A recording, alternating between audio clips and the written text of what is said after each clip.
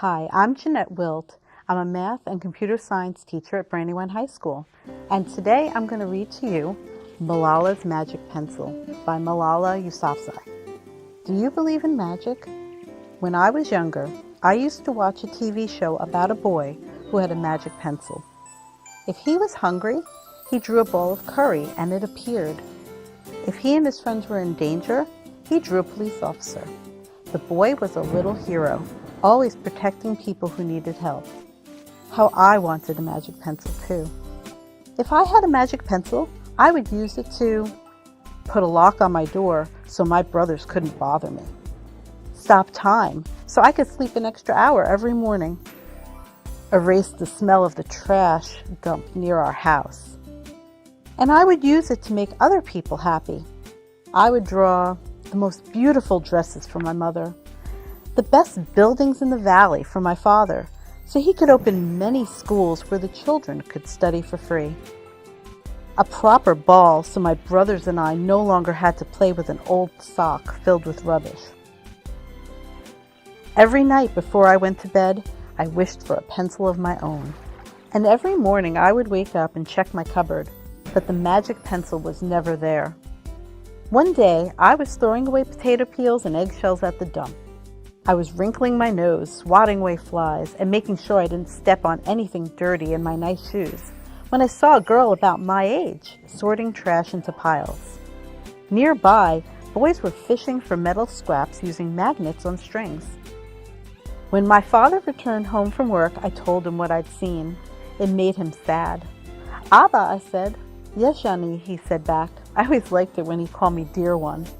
"Why haven't I seen that girl in our class?" "Because," he said, but he didn't finish right away. "Because, Jeannette, in our country, not everyone sends their daughters to school, and some children must work to support their family. Those boys will sell the metal scraps they find. If they went to school, their families would go hungry." School was my favorite place, but I had never considered myself lucky to be able to go. My father had always said, "Malala will live free as a bird."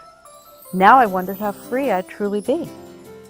That night I thought about families who didn't have enough food, and the girl who couldn't go to school. And even about how when I was older, I would be expected to cook and clean for my brothers, because where I came from, many girls weren't allowed to become what they dreamed of. I knew then that if I had the magic pencil, I would use it to draw a better world, a peaceful world. First, I would erase war, poverty, and hunger. Then I would draw girls and boys together as equals. Over the next few years, instead of wishing for a magic pencil every night, I worked hard in school every day. I wanted to be one of the top students in my class. But soon, powerful and dangerous men declared that girls were forbidden from attending school. They walked the streets of our city now. They carried weapons. One by one, the girls stopped coming to school. "Abba, where are all the students?" "They don't feel safe anymore, Jeannette." How could a few men stop all the girls in our valley from going to school? If more people knew what was happening to us, I thought they might help. Wishing wasn't enough. Someone needed to speak out. Why not me?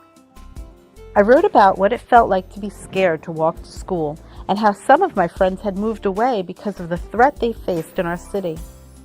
I wrote about how much I loved school, and how proud I was of my uniform.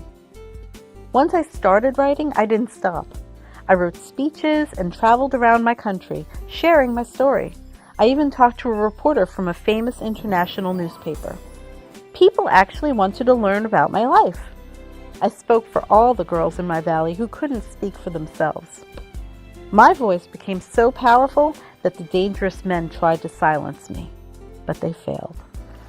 And now my voice is louder than ever. Louder because people have joined me, and together we make a chorus, standing up for what we believe. We raise our voices for those in need. We help people in danger, even when they're an ocean away. Think of the world as a family. Do you believe in magic? I do. I wrote alone in my room, but people all over the world were reading my story. Millions now know it and help me spread my message of hope. I had at last found the magic I was looking for, in my words and in my work. I am Malala. I've always wished I could make the world a more peaceful place, and every day I work to make my wish come true. One child, one teacher, one book, and one pen can change the world.